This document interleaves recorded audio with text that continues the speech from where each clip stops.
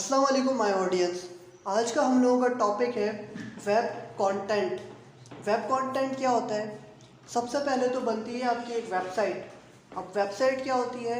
Online platform तो आपको चाहिए ना, अपने आप को कहीं पर डिस्प्ले करने के लिए।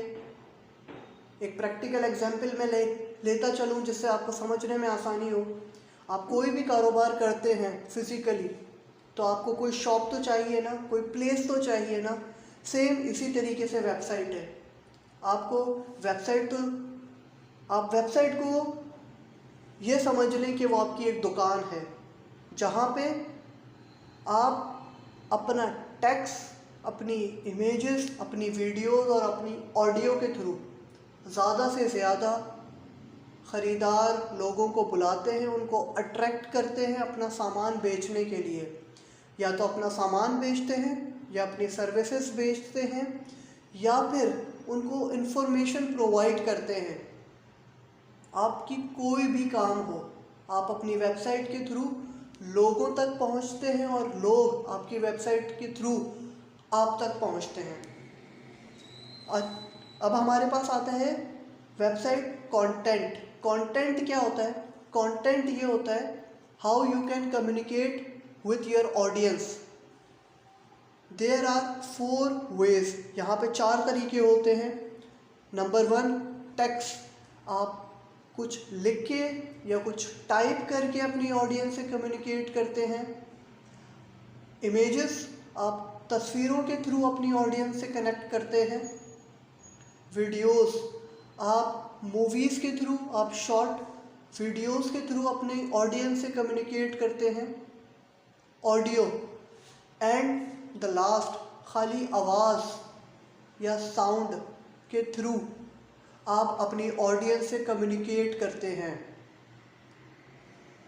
और इसके अलावा टाइम टू टाइम एडवांसमेंट आ रही है, तो मोस्ट ऑफ द पीपल्स ये चाहते हैं कि उनको कंटेंट जो मिले, या लोग ये चाहते हैं हम इंफॉर्मेशन तो ले लें, इंफॉर्मेशन हम कम टाइम में ज़्यादा से ज़्यादा प्रोडक्टिव और अच्छी किस तरीके से लेंगे।